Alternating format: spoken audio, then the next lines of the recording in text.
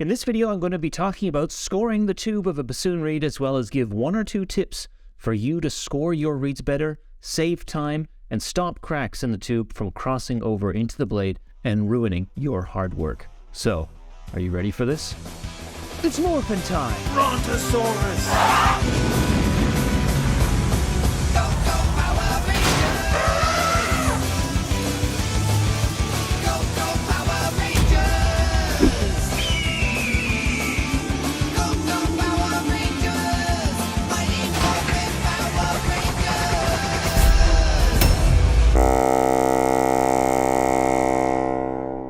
And don't forget that if you like this video and other videos on this channel, to hit the subscribe button and make sure that notifications are on so that you can find your way back for the next one.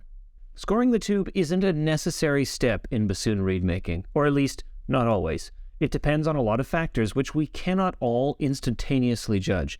The thickness of the gouge, the shape of the cane, the hardness and flexibility of the fibers, as well as the forming process itself, all play a role in deciding whether a crack will form in the tube.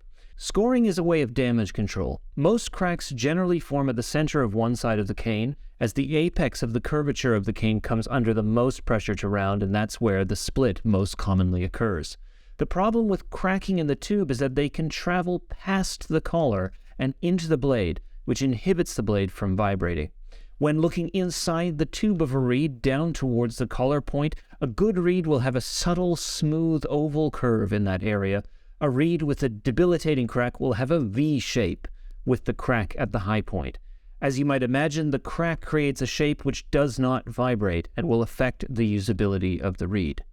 There are many ways to score a reed, but each way has the same purpose: to control the rounding of the tube in order to avoid a crack to pass down the central channel of the reed through the collar and into the blade.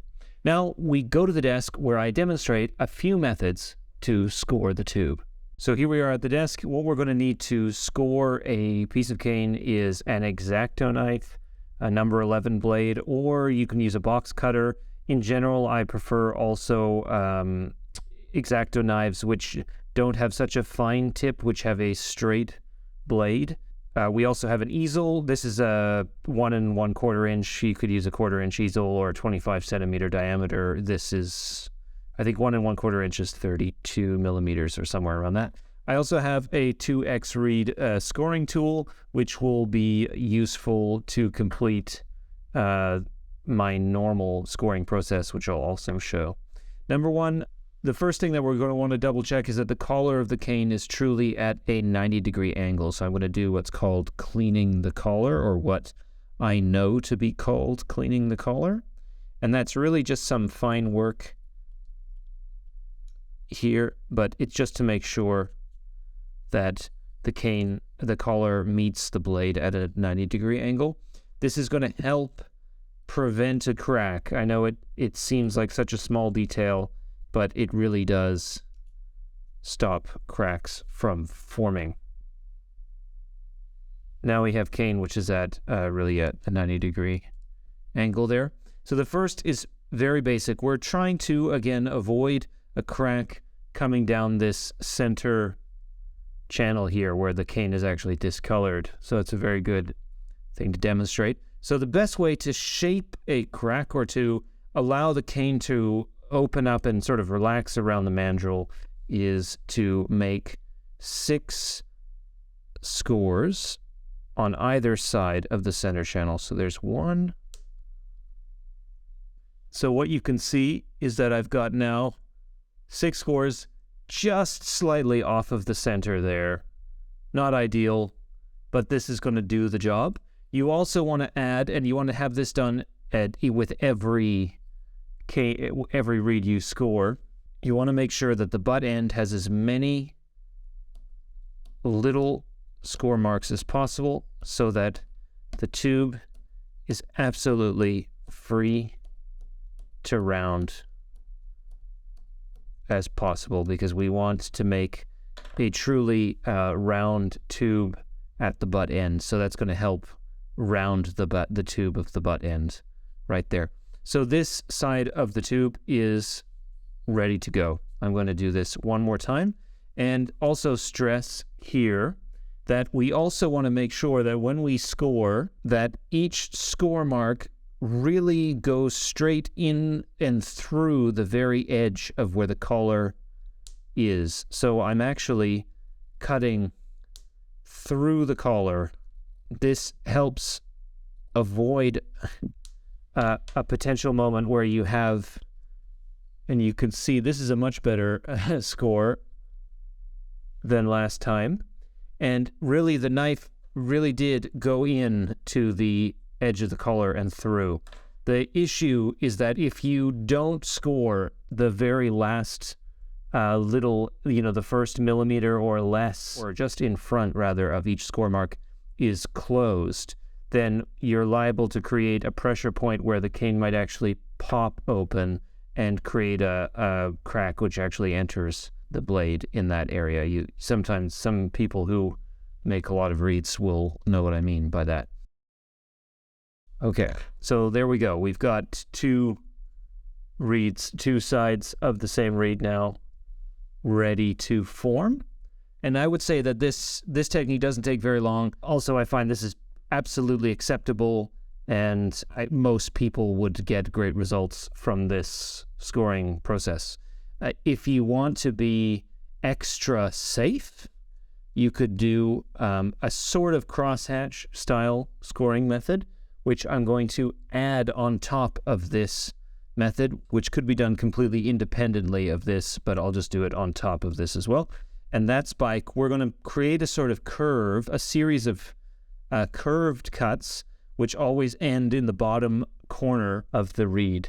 So what I'm going to do, you're going to see that, and I'm going to dig in quite strongly, and the amount of pressure I put is going to be such that I worry that the very tip of this X-Acto knife might break, which is why I explained earlier why I don't prefer this type of knife. And we're trying to get as deep into the bark or skin of the cane as possible for this. Sorry for the perspective, but you'll see the result in a second. And here it is. So you can see now that there's a series of cuts that have been made.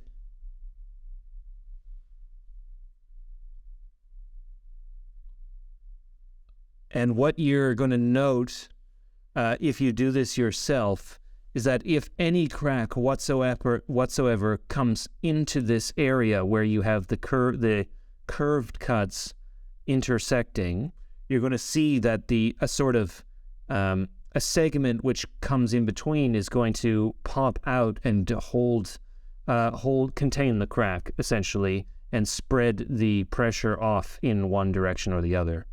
And this I find really an excellent and extra safe cutting method when it comes to the tube, but it is a little bit less safe for your hands when doing it. So you have to be quite careful, especially when using a number 11 X-Acto blade, which is quite tricky to use here.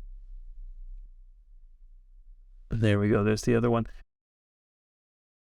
I prefer this method over filing in directly across, only because I find it to be faster or more time efficient rather than using a file and that sort of thing. But that's just my preference. The collar is being cleaned on this piece already, and what I'm going to do is use my scoring tool as a more time efficient way of completing the task. And what you can see already is I use the scoring tool quite a bit because I've ruined this dowel by doing so. And what I'm trying to do is to make the teeth of the scoring tool come in contact just in front, just behind the collar. And basically this reed has now been scored, and you can see how little time it took. So I'm going to do the other side.